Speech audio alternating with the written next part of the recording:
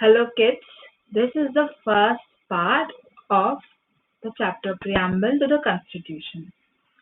In this video, we are going to learn about the principles that are mentioned in the preamble, and in the next video, we will learn about the values. Now, what is the preamble to the Constitution? Constitution क्या है and इसका preamble क्या है? Let us see. Look at the right side of your screen. You see a page, a beautifully designed page, जिसके बीच में लिखा है The Constitution of India, उसके नीचे preamble and then a long paragraph. Now this page is taken directly from the Constitution of India.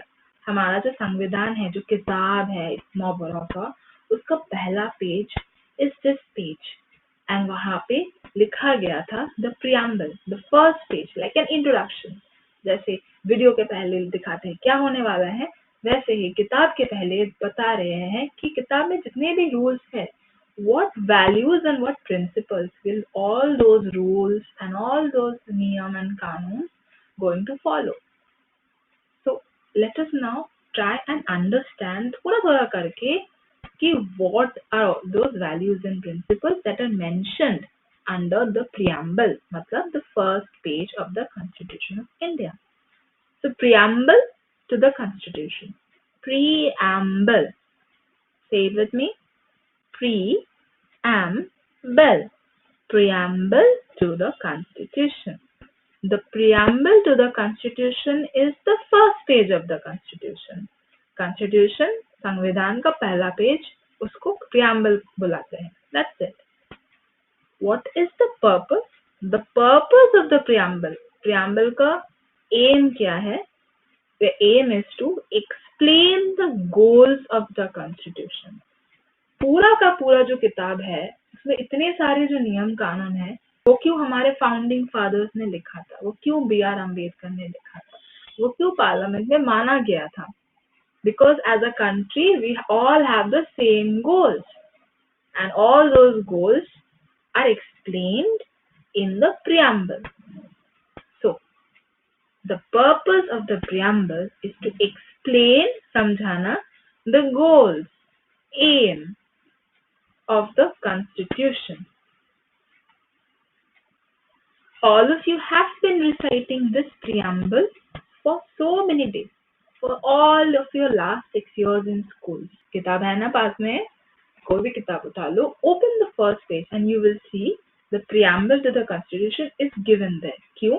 So that all school children, you, me and everyone get to understand the goals of our Constitution from a very young age.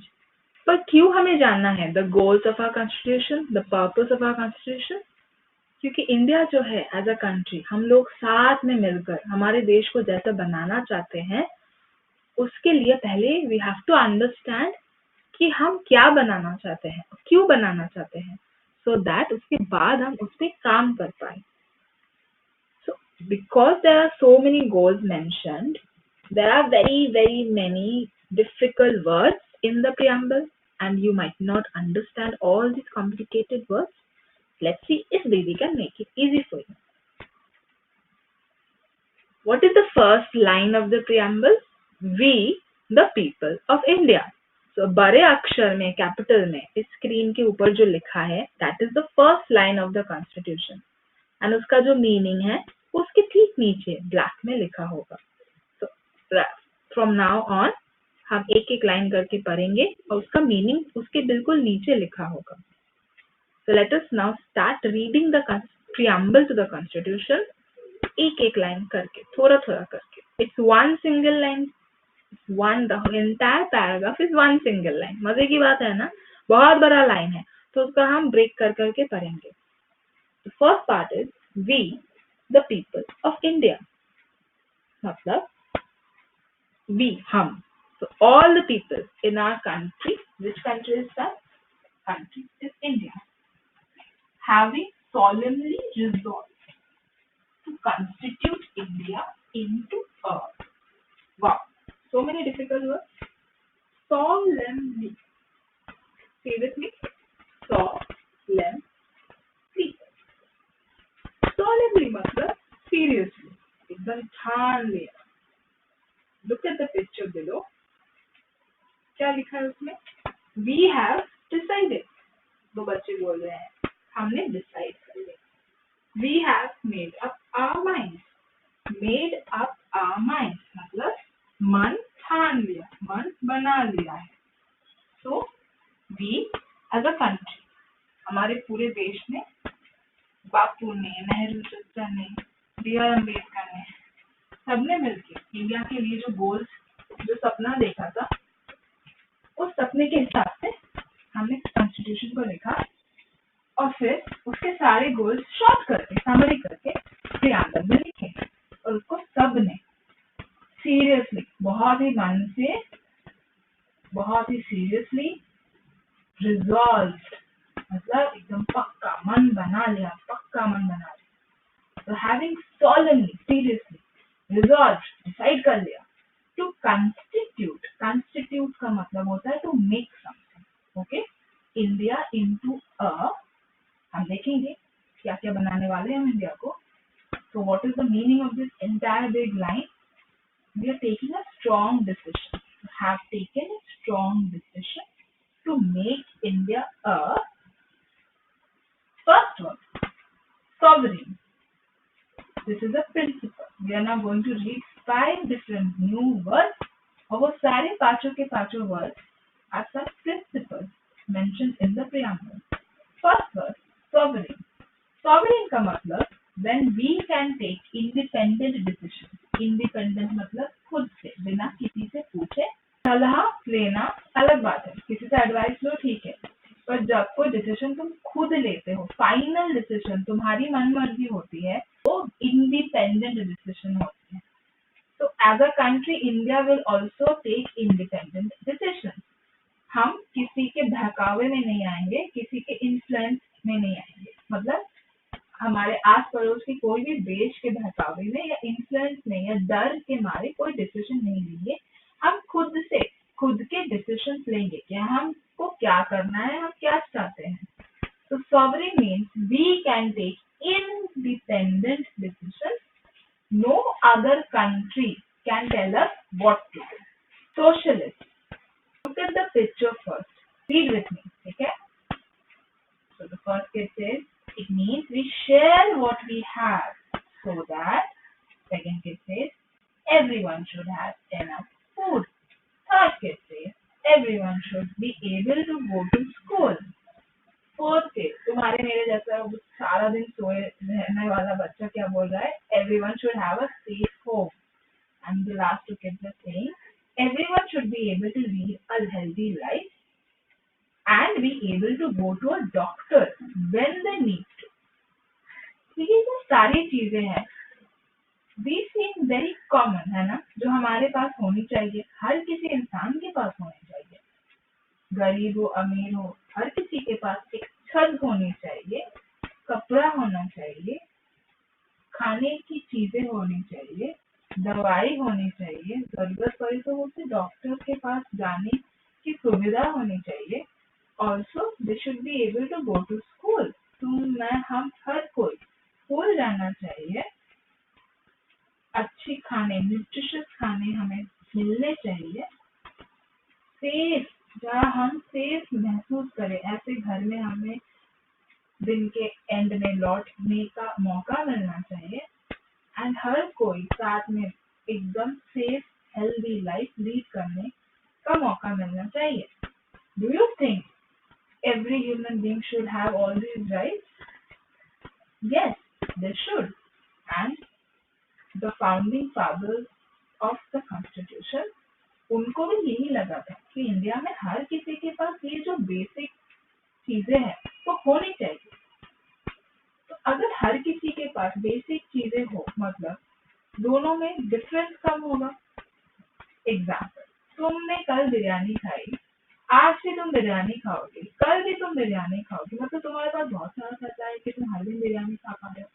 पर मैं हर रोज सूखी रोटी और दाल खा रही हूँ, मतलब मेरे पास बहुत कम पैसा है। तो क्या ये अच्छी बात है? नहीं ना। तो मतलब अमीर और गरीब के बीच अगर पैसे का डिफरेंस बहुत ज्यादा बढ़ जाए तो फिर दोनों का लाइफ अलग हो जाता है, दोनों के पास सेम सुविधाएं नहीं रहती है। और अभी हमने जाना कि हर किसी के पास सेम सुविधाएं होनी चाहिए, they should have all the basic right. What the socialist mean, the gap between rich and poor should be minimum. अमीर और गरीब के बीच का जो अंतर है, द डिफरेंस, वो कम से कम होना चाहिए। किसी के पास करोड़ों रुपए, किसी के पास 5 रुपए रहेंगे तो दोनों की जिंदगी अलग होगी। आपके पास जरूरत की चीजें रहेंगी तो ज्यादा अमीर और गरीब का फर्क नहीं लगेगा, है ना।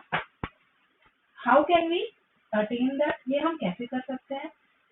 We can attain that is the wealth of the country. देश का जो पैसा है, देश का जो वेल्थ है, रिसोर्सेज है, पढ़ाई, खाना, पानी, कपड़ा, everything, it is shared with everyone. घर में जब खाना आता है, मम्मी क्या करते हैं, घर में जितने लोग हैं उसमें इक्वली बांटते हैं, किसी को पूरा का पूरा, किसी को एक चम्मच, ऐसा तो नहीं देते ना। वैसे ही इंडिया में हम ट्राई करेंगे कि हमारे पास जितना पैसा है, जितनी शोहरत है, जितनी दौलत है, we will share it with everyone so that हर किसी के पास थोड़ा बहुत रहे and the gap between rich and poor becomes minimum. So socialists mean the gap between rich and poor should be minimum and wealth of the country is shared with everyone. What is the third principle? Secular. All of you have been following this principle. घर में, मोहल्ले में, school में, हर किसी के साथ तुम लोग, you are already following it and you should continue to follow it. What does secular mean? It means that all religions are equal. सारे religions समान होते हैं and therefore they should all be respected. So you should respect your friends who are from a different religion. You should respect people who you meet in your life. घर के बाहर, रास्ते में, city में, कहीं भी, when you meet different people from different religions, treat them equally, treat them with respect. Why? Because as a country, हम as Indians, we do not discriminate. हम भेदभाव नहीं करते, हम ये नहीं सोचते हैं कि एक रिलीजन दूसरे रिलीजन से ज्यादा इम्पोर्टेंट है। Therefore, we treat all of them equal.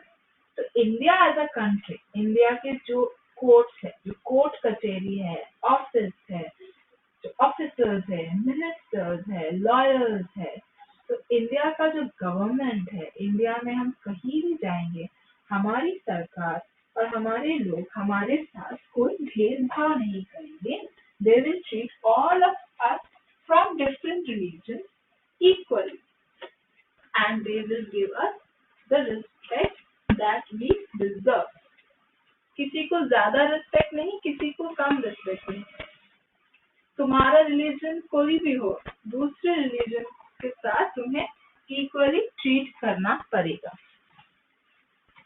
And also since we are a secular country, जिस देश में कोई भी रिलीजन, दो रिलीजन के बीच कोई डिफरेंस नहीं है, therefore तुम, मैं, हर कोई, we are completely free to choose and follow our own religion.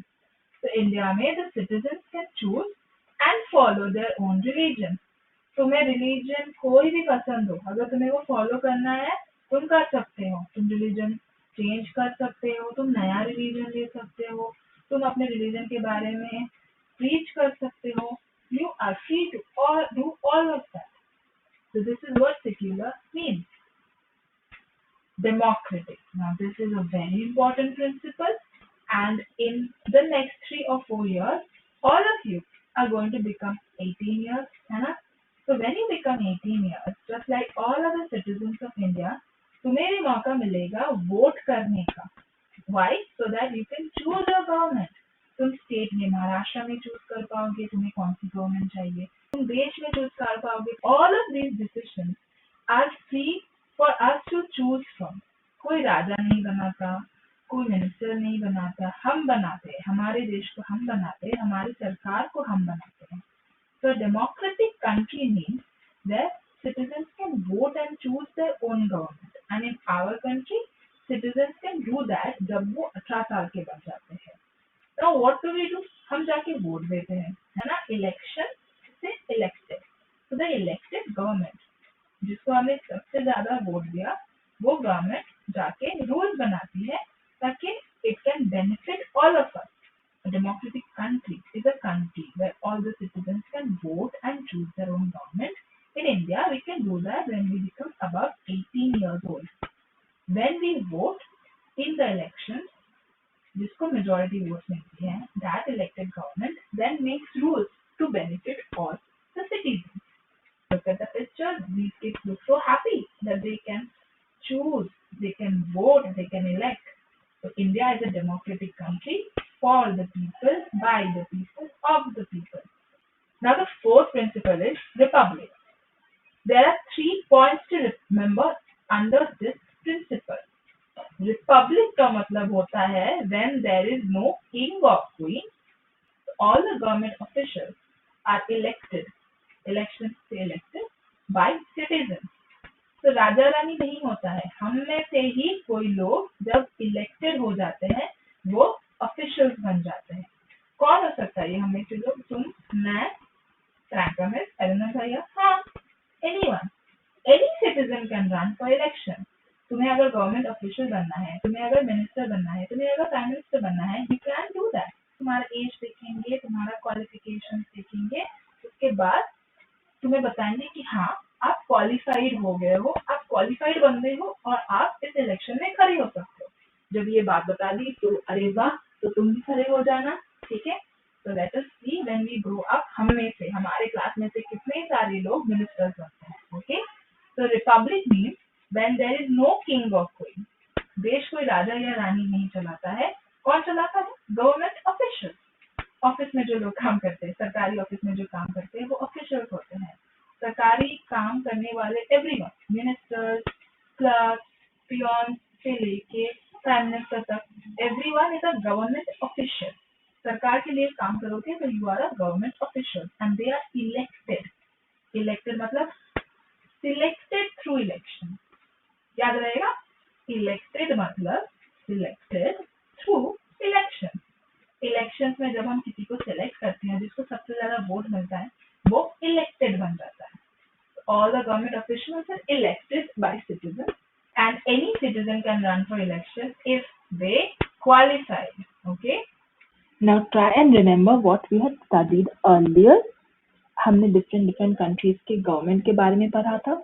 हमारा देश क्या है? रिपब्लिक. कौन चलाता है? Government officials run our country. Now look at the picture.